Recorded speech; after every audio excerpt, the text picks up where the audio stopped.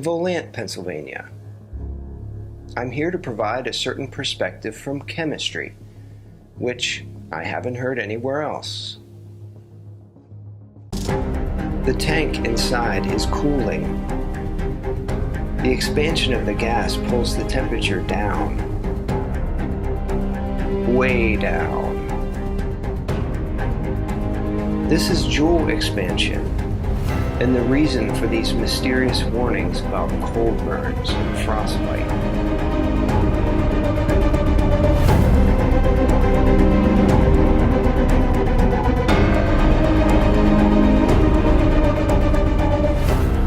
It would eventually reach thermodynamic equilibrium, getting neither hotter nor cooler. And by the third day, it had.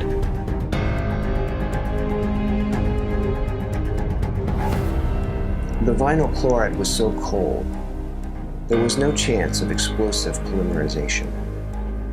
I'm not even sure a bomb could have initiated it. In fact, it didn't.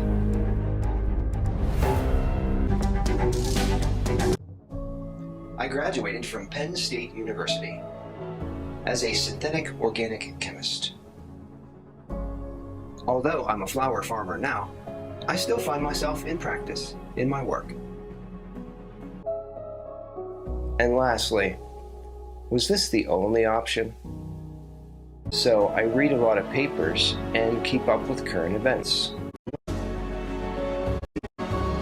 What to do in an accidental release?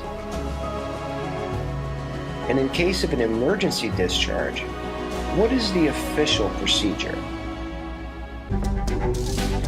Immediately was the revision date, February 7th of 2023.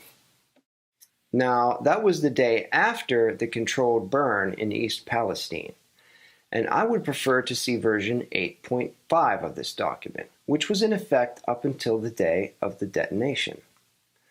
But this is the only version we can find online, so I guess we'll take a look at this one. Search for Sigma Aldrich Vinyl Chloride MSDS. This is it.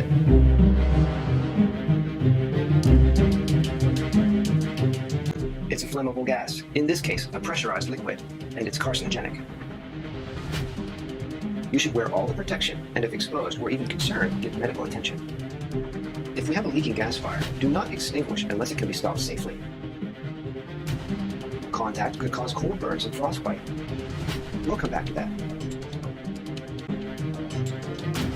If we have a fire, we can put it out in any of the standard ways, but we'll want to take a look at some of these special hazards.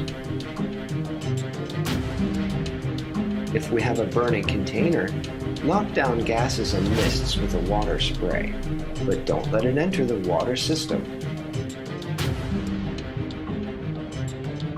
It mutates bacteria and causes cancer. Symptoms of exposure.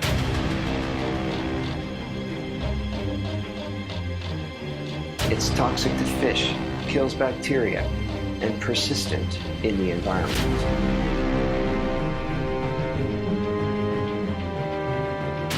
When subjected to incomplete burning, vinyl chloride produces carbon dioxide, carbon monoxide, hydrogen chloride gas, phosgene, and a toxic cocktail of compounds, including dioxins.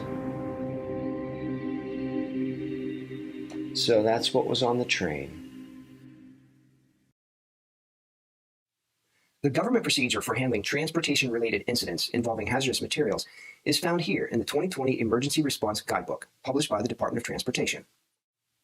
We see in the index that vinyl chloride is classed with similar compounds, and to follow procedure 116P. At the top of the page, those substances designated with a P may polymerize explosively when heated or involved in a fire. Cylinders exposed to fire may vent and release flammable gas through pressure relief devices, as we have seen.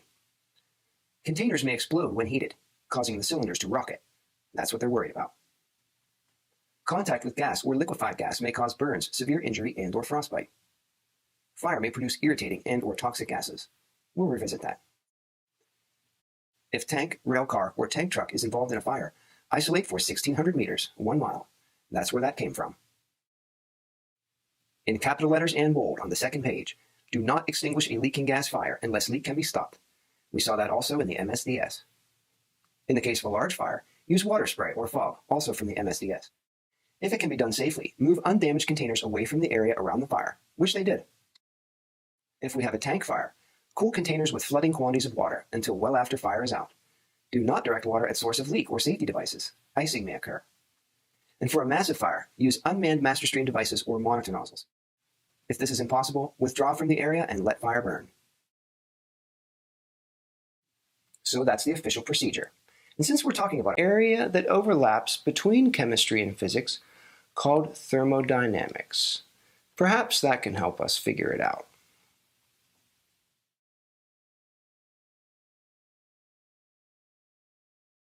My first question is, will the steel melt? Not at this temperature. Is the overall temperature increasing? Crews had put out most of the surrounding fires and were left with a couple of burning cars. Will they explode? That's what we're after. We've heard talk about spontaneous polymerization, but it didn't happen during the impact. What about fuel-air mixtures? Well, not at this point. Could the tankers explode? These were immersed in fire and they didn't. Is there anything else going on here? Perhaps not apparent from the outside, but that any good chemist would be able to tell you.